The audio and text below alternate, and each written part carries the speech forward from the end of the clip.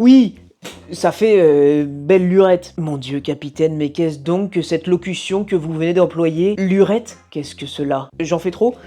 Oui, peut-être un peu. Mais avant de rentrer plus profondément dans cette notion de lurette, qui n'est pas un mot, mais on y reviendra, j'attire votre attention sur un point d'attention. Attention, ne confondez pas lurette et luette. La luette, c'est la petite excroissance qu'on a tous au fond du palais, là. Vous savez, cette petite poire de boxe.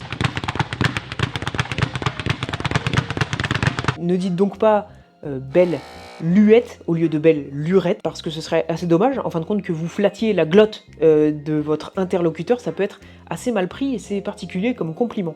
Faites ah, oh là là, oh dis donc, belle luette. Ah, on a déjà dû vous le dire, mais belle luette, hein. Serge, viens voir, j'ai une luette. Lurette, donc, c'est un mot qui n'existe pas. En fait, si, puisque je l'emploie, mais il n'existe que dans le cadre de l'expression belle lurette, qui désigne quelque chose qui... ça fait longtemps. Lurette, c'est une déformation, c'est un dérivé argotique, plus ou moins argotique, du mot heure. Et Robert nous dit également que l'expression belle heurette existe toujours dans le nord de la France et dans l'est de la France. Agents du nord et de l'est de la France, n'hésitez pas à me dire en commentaire si effectivement on dit toujours chez vous il y a belle heurette ou belle heurette, enfin, je sais pas comment on l'emploie. N'hésitez pas à me le dire en commentaire. Si vous ne le dites pas vous-même, n'hésitez pas à enquêter dans votre entourage parce que voilà, on a une équipe, c'est un travail d'équipe. N'hésitez pas, merci à vous. L'expression belle lurette est plutôt vieillotte, hein, on l'emploie plus trop ou de manière un peu humoristique. Et moi, elle me met un peu dans l'inconfort, cette expression, pour tout vous dire. Je m'explique. Dans cette expression, il y a deux éléments. Il y a belle et il y a lurette. Ne confondez pas avec lurêtre non plus, parce que... Pardon. Ah, mais je voulais pas dire ça. Il fallait que je le dise tout de même.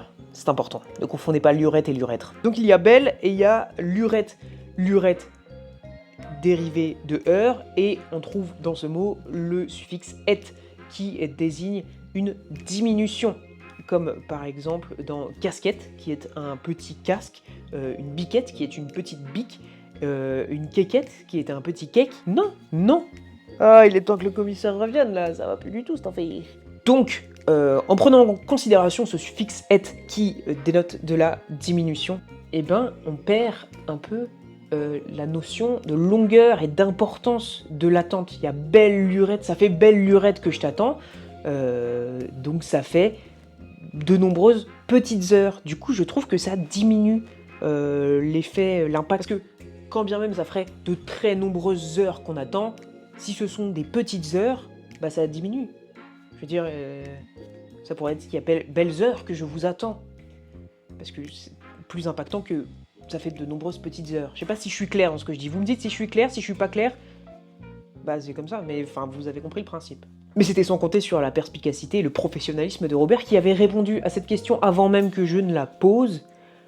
En fait, il s'agit d'une figure de style belle plus le diminutif à valeur d'augmentation. Pour appuyer son propos, Robert donne d'ailleurs l'exemple de un sacré bout de temps. C'est la même chose, sacré c'est belle et bout de temps c'est une heurette, c'est un bout de temps.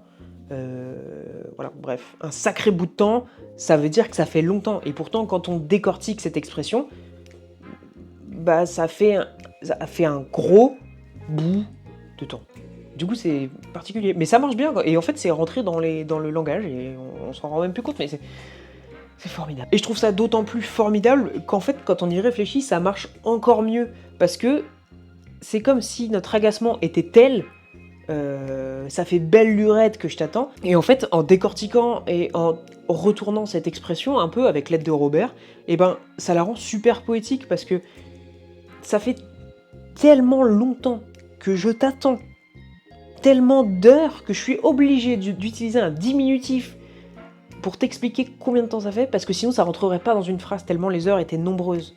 Donc là, ce sont des petites heures, mais il y en a tellement... Enfin, c'est honteux, Serge. C'est honteux.